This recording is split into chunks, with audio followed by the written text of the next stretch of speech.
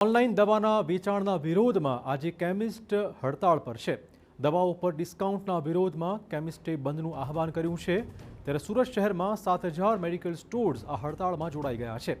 Online નકલી અને નશાકારક દવાનું વેચાણ થતું હોવાના આરોપ મૂકવામાં આવ્યા છે। ઓનલાઈન દવાનું વેચાણ બંધ થાય તેવી કેમિસ્ટની માંગણી છે। મહત્વપૂર્ણ છે કે ગુજરાતભરમાંથી 35,000 જેટલા કેમિસ્ટ આ બંધમાં જોડાઈ ગયા છે।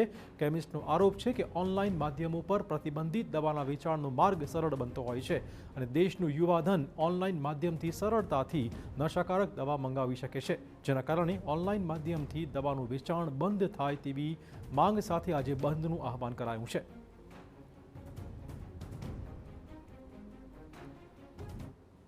अंदर जो मेडिकल एसोसिएशन द्वारा जो हड़ताल करवामां आवी छे त्यारे गुजरातनी अंदर 35,000 करता वधु जो मेडिकल स्टोरो छे ते बंध छे અને સુરતની વાત કરીએ તો સુરત શહેરની અંદર પણ 7,000 કરતાં વધુ મેડિકલ સ્ટોરો છે તે બંધ રાખવામાં આવ્યા છે અને તમામ મેડિકલ સ્ટોર ધારકો છે તે હડતાલમાં જોડાયા છે કારણ કે તેમની વિવિધ જે માંગણીઓ છે તો તેમની સાથે સીધી વાત કરીશું તેમની કઈ રીતની માંગણીઓ છે અને હડતાલનું કારણ શું છે, શું કારણ છે, કારણ કે હડતાલ કરવાનું કારણ કે એક મેડિકલ જે ઇમરજન્સી કહેવામાં આવે છે। મેડિકલ સ્ટોર ઇમરજન્સીમાં જ આવે છે, પરંતુ સરકારે ઓનલાઈન ફાર્મસીઓને બહુ પ્રોત્સાહન આપ્યું છે। એમાં અમારા માર્જિન 16% અને 20% ગવર્મેન્ટે નક્કી કર્યા છે, જ્યારે ઓનલાઈન ફાર્મસી 35% જેવા હ્યુજ માર્જિનથી ડાયરેક્ટ ગ્રાહકને સપ્લાય કરે છે।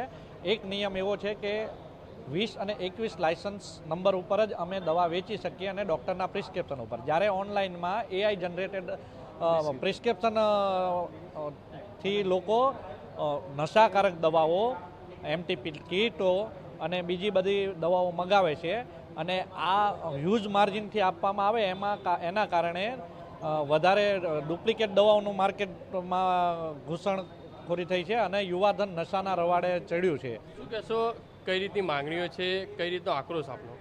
માંગણીઓ તો મારી એક જ છે કે ભાઈ જે ઓનલાઈન જે વેચાણ ગવર્મેન્ટે પરમિશન આપી છે એ બંધ કરી દે અને જે પ્રોપર ચેનલ થ્રુ વેચાણ ચાલુ થાય એવું કરે તો આ પબ્લિક માટે બી સારું છે અને વેપારી લોકોને પણ સારું રહે, એટલા માટે। શું કહેશો, સુરતની અંદર કઈ રીતના મેડિકલ સ્ટોરો સમર્થન આપી રહ્યા છે? બહુ સરસ રીતે સમર્થન આપી રહ્યા છે।